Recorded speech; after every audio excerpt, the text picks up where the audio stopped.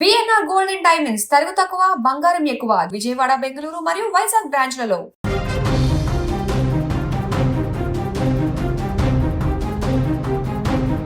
తెలంగాణలో సామాజిక భద్రతా పథకాల అమలుపై ముఖ్యమంత్రి రేవంత్ రెడ్డి కీలక నిర్ణయం తీసుకున్నారు.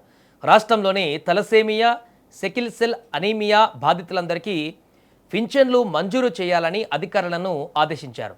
అర్హులను వెంటనే గుర్తించి ప్రక్రియ ప్రారంభించాలని, ఆగస్టు 15 నుంచి పింఛన్ల పంపిణీ చేపట్టాలని స్పష్టం చేశారు. ఈ నిర్ణయంతో బాధిత కుటుంబాలకు ఆర్థికంగా కొంత ఊరట లభిస్తుందని ప్రభుత్వం భావిస్తోంది. పంచాయతీరాజ్, గ్రామీణాభివృద్ధి శాఖలపై మంత్రి అనసూయ సీతక్కతో కలిసి నిర్వహించినటువంటి సమీక్ష సమావేశంలో ముఖ్యమంత్రి పలు కీలక ఆదేశాలు జారీ చేశారు. రాష్ట్రంలోని వితంతువులు, ఒంటరి మహిళలు, నేత కార్మికులు, గీత కార్మికులు అర్హులందరికీ సంతృప్తికర స్థాయిలో పింఛన్లు అందేలా చర్యలు తీసుకోవాలని సూచించారు. అలాగే దివ్యాంగుల మరణం తర్వాత వారి భార్యలకు పింఛన్లు మంజూరు చేసే విషయంలోనూ ఎలాంటి ఆలస్యం జరగకుండా వెంటనే చర్యలు తీసుకోవాలని అధికారులను ఆదేశించారు.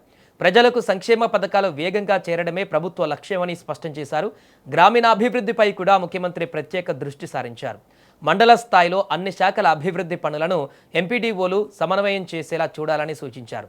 ప్రతి 45 రోజులకు ఒకసారి మండల పరిషత్ సమావేశాలు నిర్వహించాలని, వాటికి ఎంపీలు, ఎమ్మెల్యేలు, ఎమ్మెల్సీలను ఆహ్వానించాలని కూడా ఆదేశించారు.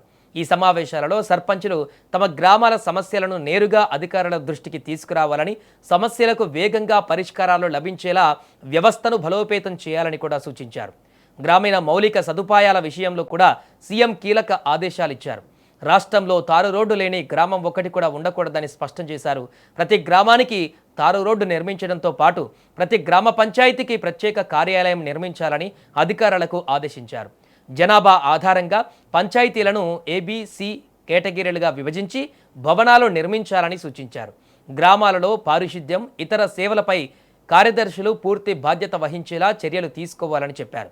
ఎన్నికలు జరగని గ్రామ పంచాయతీలలో కూడా అభివృద్ధి పనులు ఆగిపోకుండా వెంటనే నిధులు విడుదల చేయాలని ముఖ్యమంత్రి ఆదేశించారు. మరోవైపు ఇందిరమ్మ చీరల పంపిణీపై కూడా సమీక్ష నిర్వహించారు. 1 కోటి మంది మహిళలకు పంపిణీ చేసే చీరలు అత్యుత్తమ క్వాలిటీ, ఆకర్షణీయమైన డిజైన్లతో ఉండాలని సూచించారు. ఇందుకోసం నిఫ్ట్ విద్యార్థుల సేవలను కూడా వినియోగించుకోవాలని తెలిపారు.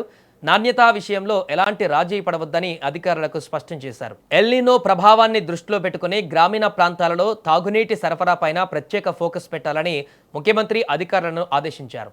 గ్రామీణ నీటి సరఫరా శాఖ, హైదరాబాద్ మెట్రో వాటర్, నీటి పారుదల శాఖలు పరస్పర సమన్వయంతో పనిచేయాలని సూచించారు. అలాగే గ్రామీణ తాగునీటి పథకాలలో పనిచేస్తున్న సిబ్బందికి ప్రతి నెల 5వ తేదీలోగా జీతాలు చెల్లించాలని ఆదేశించారు.